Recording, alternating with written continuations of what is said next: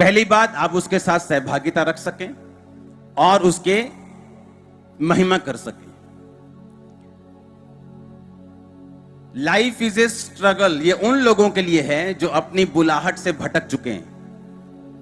जिंदगी उनके लिए संघर्ष है जो अपनी बुलाहट से भटक चुके हैं, जिनको मालूम नहीं कि मुझे क्या करने के लिए परमेश्वर ने बुलाया, क्या करने के लिए बुलाया। बाइबल कहती है जब परमेश्वर ने आदम को बनाया तो परमेश्वर ने आदम को अपनी महिमा के लिए और अपने साथ संगति रखने के लिए बुलाया, बनाया भी और बुलाया भी। आमीन। और परमेश्वर ने कहा था आदम मेरे साथ संगति रखेगा और दुनिया के सारे सुख जो हैं वो आदम के पीछे पड़ के इसको मिलेंगे।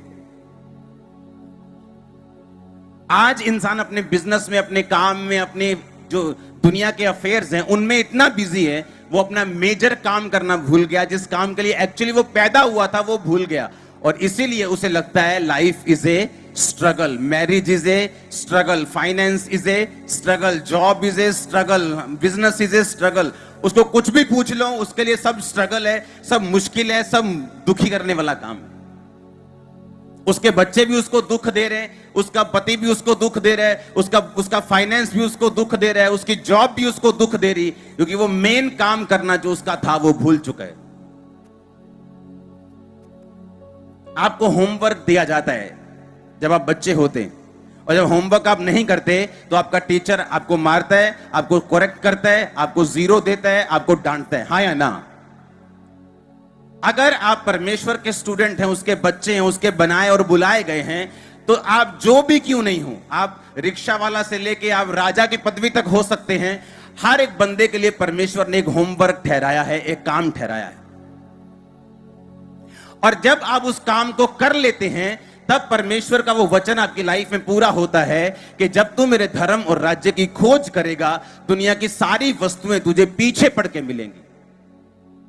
ये व्यक्ति एक बैठा हुआ फाइनेंस में अच्छा हो सकता है लेकिन वो अपनी बॉडी में संघर्ष कर रहा है। एक बॉडी में अच्छा है लेकिन अपनी फाइनेंस में संघर्ष कर रहा है। एक का फाइनेंस भी अच्छा है, सेहत भी अच्छी है, लेकिन अपने परिवार में संघर्ष कर रहा है। परमेश्वर ने कहा बीमारियां अलग अलग हो सकती हैं लेकिन इलाज एक ही है। अगर तू मेरे दिए हुए होमवर्क को पूरा करेगा, मेरे दिए काम को पूरा करेगा, तो दुनिया के सारे सुख तुझे पीछे पड़ के मिलेंगे।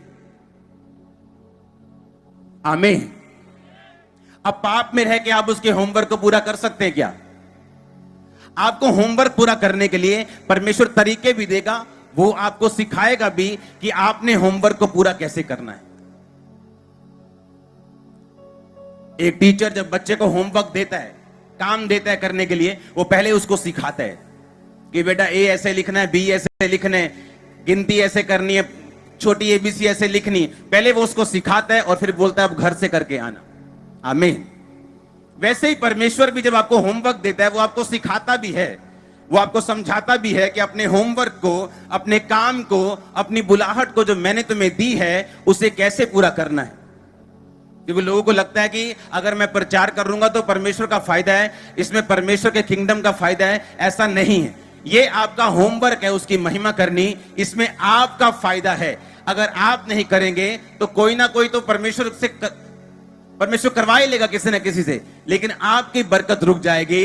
जिसके लिए आप पैदा हुए हैं वो प्रोफेसी, वो योजना परमेश्वर की ऐसे लटकी रह जाएगी और कभी भी पूरी नहीं होगी। जो कुछ परमेश्वर के दिल में है आप लोगों के लिए, उसे पूरा करने के लिए 2 चीजें चाहिए। एक, परमेश्वर की इच्छा उसे पूरा करने के लिए जो कि है, और दूसरा आपका किया हुआ कर्म, आपका परमेश्वर के सामने आगे बढ़ना, आपका परमेश्वर को अपने सम्मुख रखते हुए, आगे रखते हुए उस योजना, उस बुलाहट, उस पवित्रताई के अनुसार चलते रहना, ताकि परमेश्वर के दिल और दिमाग में आपके लिए जो कुछ है वो आपके सामने धरती पर आ सके। आमीन।